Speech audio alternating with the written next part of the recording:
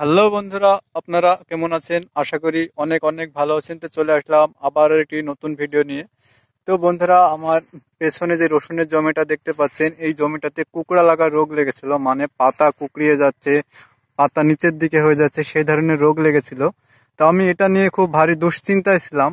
তাই আমি 7 দিন আগে একটি ভালো কীটনাশক ঔষধ স্প্রে করেছি। তার আগেও বিভিন্ন জায়গা থেকে বিভিন্ন রকমের কীটনাশক ঔষধ স্প্রে করেছি, কিন্তু কোনো রেজাল্ট পাইনি।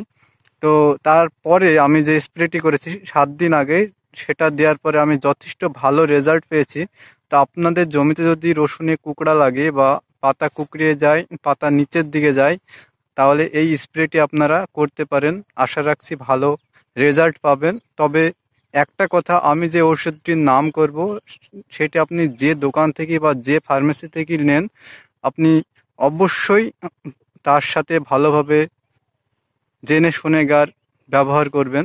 আমার কথা মতো কেউ এই স্প্রেটি ইউজ করবেন না।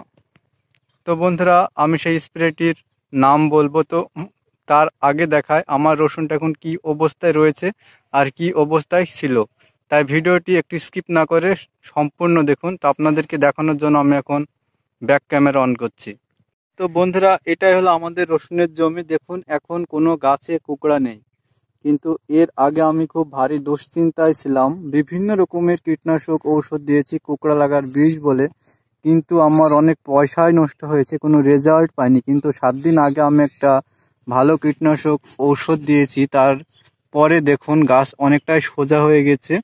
মানে কুকড়া লাগা গাছও প্রায় সোজা হয়ে গিয়েছে। তো আসলে যে কুকড়াটা কতটা লেগেছিল, এখন আমি আপনাদেরকে সেটাই দেখাচ্ছি। বন্ধুরা, আমি ওই আলে আপনাদেরকে ভিডিওটা করে দেখালাম আমার রসুনটার বর্তমান পরিস্থিতি। কিন্তু এই দিকে দেখুন, মানে এই দিক থেকে রসুনটার কুকড়া লাগা শুরু হয়ে গেছিল। দেখুন কি পরিমাণে রসুনের গাছ কুকড়া হয়ে গেছে। এই যে দেখুন, আপনাদের এরকমটাই হচ্ছে তো রসুনে। এই যে দেখুন, অনেকটা মানে এখানে কাঠাখানিক জমি একদম কুকড়া লেগে গিয়েছিল। তো এরপরে আমাকে অনেকে বললো যে জমিতে ছাই দাও, ছাই মানে রান্না করার পরে যে ছাই হয় সেটা দাও। আমি সেটা দিয়েও পরীক্ষা করেছি। এই যে দেখুন, জমিতে ছাই ছেটানো রয়েছে। জমিতে ছায়ে কতটা রেজাল্ট পেয়েছে আমি সঠিক জানি না, কিন্তু আমি শেষে যে কীটনাশক ঔষধটি দিয়েছিলাম, সেটার ফলে আমি যথেষ্ট ভালো রেজাল্ট পেয়েছি। তো এখন আপনাদেরকে সেই কীটনাশক ঔষধটির নাম বলছি। সেই কীটনাশক ঔষধটির নাম হলো রেভেলক্স।